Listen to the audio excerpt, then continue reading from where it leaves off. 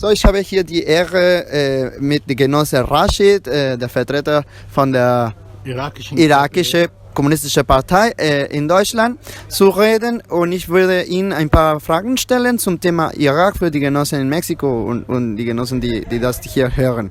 Erstmal, ich bin Arturo Gallegos aus der Sozialistischen Volkspartei von Mexiko, und ich würde Ihnen gerne fragen, nach dem Angriff von Amerika zu Irak, nach dem Krieg von Bush 2003, würden wir gerne wissen, wie ist jetzt die aktuelle Zustand von irakischen politischen Apparatus. Wie sind die Kräfte jetzt in Irak, und wer ist an Macht und wer ist an die Opposition, und wie diese Kräfte sich gegeneinander kollidieren. Ja, vielen Dank für das Interview. Ich glaube, es ist bekannt, dass die Amerikaner durch ihre Invasion den Ex-Diktator Saddam Hussein gestützt. Die Mehrheit der Iraker haben gehofft, dadurch eine neue Anfang zu machen, eine neue Staat, eine demokratische Staat mit sozialer Gerechtigkeit aufzubauen. Aber die amerikanische Politik und die Zerstörung, die durch 40 Jahre Saddam Hussein, 40 Jahre Diktatur, hat große Veränderungen in der Gesellschaft, und das hat geführt für Oberhand für Konservativen und extreme Islamisten im Land. Und die Amerikaner haben auch mitgewirkt, dass diese Gesellschaft wird nach ihrer Schema zu 3 Gruppen geteilt: Kurden, Schiiten und Sunniten. Dieses Quotensystem hat in Wirklichkeit nach 15 Jahren keine Ergebnisse, keine Staat aufgebaut, sondern ein Chaos oder eine gescheiterte Staat. In dieser Kampf natürlich, das ist eine Seite von dem Bild. Die andere Seite von dem Bild ist der Kampf die Kommunisten, die Linken und die Demokraten im Land.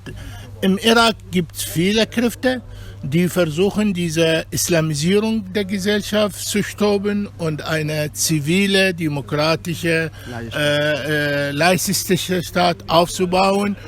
Und dieser Kampf jetzt geht weiter. Nach 15 Jahren haben diese Islamisten und die besser gesagt, die herrschenden Kräfte, es gibt auch Laizisten, die mit denen arbeiten, die haben nicht mal die Grundlage für die Menschen dargestellt. Es fehlt Strom, es fehlt Wasser, das Gesundheitssystem ist durch ein anderer. Alles, was der Mensch zu einem würdigen, normalen Leben fehlt. Und nach 15 Jahren oder seit, sage ich mal, 7 Jahren, seit 2011 bis jetzt, gibt eine große Protestbewegung im Land. Diese Protestbewegung teilweise mit großer Beteiligung von Kommunisten, Linken und anderen Demokraten, aber von anderer Seite, es gibt die spontane Proteste, die tagtägliche Probleme in jeder Stadt und in jeder Betrieb auch. Es gab auch eine Protestbewegung, die von der Gewerkschaft, trotz dass die Gewerkschaften im Irak nicht so stark zurzeit, aber trotzdem, es gab eine lokale Proteste, die bestimmte Forderungen, Lohnerhöhung, Versicherung und solche Sachen. Das hat sich auch in der letzten Wahl von 12. Mai zum Ausdruck gebracht, nämlich viele von diesen Symbolen oder Persönlichkeiten, die Herrschenden, haben nicht geschafft wieder im Parlament, obwohl die Mehrheit ist immer noch bei denen, aber viele Symbolen oder Persönlichkeiten, die waren für dieses korrupte System, für dieses Quotensystem verantwortlich, haben es nicht geschafft im Parlament. Es gab eine Wahlbündnis zwischen den Kommunisten und gemäßigen Islamisten. Diese Wahlbündnis hat geschafft 54 Sitze und damit die erste Liste. Das war Überraschung, weil viele haben gedacht, dass die paramilitärischen Organisationen die von Iran unterstützt, die erste oder die zweite Platz schaffen, aber in Wirklichkeit hat dieser Bündnis zwischen Kommunisten und Sadristen, die sind Anhänger von einem geistiger Muqtada al-Sadr, der eigentlich seiner Basis früher waren die Hochburg, die kommunistische Partei in ihrer goldenen Zeit im Irak. In dieser 54 Sitze, es gibt 2 Sitze für die Kommunisten, einer für die Vorsitzende und einer für die Genossen im Süden des Landes. Und natürlich, wir versuchen als Partei Änderung zu schaffen, aber Änderung in einer Gesellschaft wie im Irak kommt nicht auf einen Schlag. Richtig. Man muss Geduld sein, man muss kämpflich sein, aber muss man nicht ihre Grundlage an die Seite schieben, nämlich den Bezug zu Menschen, zu ihren Problemen, zu ihrer Hoffnung, zu ihren Zielen. Und das machen wir. Unsere Genossinnen und Genossen sind sehr aktiv in dieser Protestbewegung. Und das ist es zählt. Wir sehen in dieser Protestbewegung, die wir eigentlich als KB mitgewirkt, dass sie zustande kommt, dass diese Bewegung weitergeht und dass sie einen Druckfaktor an die Korrupten und die Konservativen um eine bessere Zukunft im Land. Aber insgesamt unser Kampf ist nicht einfach. Es geht um Solidarität, um weiterzumachen. Und gerade Genosse, als Sie gesagt haben, dass dieser Kampf ist nicht einfach, natürlich gibt es viele Faktoren. Und unter diesen Faktoren würde ich auch eine ganz wichtig nennen, nämlich die Okkupation in Irak. Gibt es immer noch amerikanische Truppen, oder? Offiziell so Truppen auf dem Boden nicht. Die Regierung und die Amerikaner reden von Bildungsgruppen, sie reden von verschiedenen Zusammenarbeit. Aber in Wirklichkeit die Amerikaner und die Iraner und die anderen Regionalländer, Golfländer, Saudi-Arabien, Türkei, spielen wesentliche Rolle im Irak und sie versuchen diesen Aufbau einer neuen Stadt zu verhindern, weil der Irak ist ein großes Land. Irak ist ein reiches Land. Es gibt 37 Millionen Menschen, die brauchen von Wasser bis Brot bis alles. Und die Iraker verkaufen Öl und kaufen von der Türkei, von Iran, von anderen Saudi-Arabien und so weiter und so fort.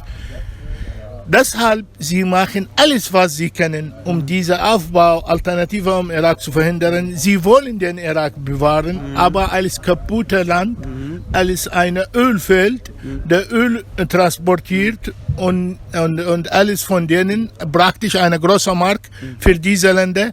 Die Amerikaner selbst, nach meiner Meinung, haben kein Interesse, eine starke Staat im Irak aufzubauen, weil wenn der Irak mit ihrer Geschichte, mit ihrer politischen Geschichte, mit ihrer Möglichkeit, mit ihrer Vielfältigkeit in der Gesellschaft stark wird, wird ein neuer Brasilien in Nahost. Und das will der Israel nicht, will die Amerikaner und die Iraner und die anderen auch. Da möchte ich ein bisschen tiefer gehen, weil es gibt manchmal vielleicht eine falsche Konzipierung, dass Iran der Gute sind und jetzt die Amerikaner die Böse sind und irgendwie eine positive Rolle Iran spielt in den Ländern und Amerikaner die Böse. Und da möchte ich ein bisschen Ihre Meinung dazu sagen über diese iranische Regierung und ihren Einfluss in Irak. Guck mal, in Iran besteht ein theologisches System, ein islamischer Staat, sogenannter Al-Wali al-Faqih, wo dieser Geistige, Ali Khamenei heutzutage, alles im Hand haben. Er ist der absolute Machtinhaber. Natürlich, Iran hat eine Unterschiedlichkeit mit der USA und sie haben Probleme miteinander und so. Aber ihr Kampf geht um Interessen. Der Iran will regional eine Hauptrolle spielen und ihre theologischen und ihre religiösen Revolution zu exportieren. Und dann der Irak ist der erste oder die Hauptfeld für sie. Die Amerikaner natürlich wollen, dass nicht Iran die Oberhand hat, sondern sie und ihre Verbündeten Saudi-Arabien und Katar und Türkei und so weiter und so fort. Beide Seiten vertreten die Interessen des Menschen im Irak nie. Und beide Seiten eigentlich machen alles, was sie können, um diese Iraker zu verhindern, ihre Souveränität zu haben, ihre Staat aufzubauen. Und für mich und für uns als kommunistische Partei.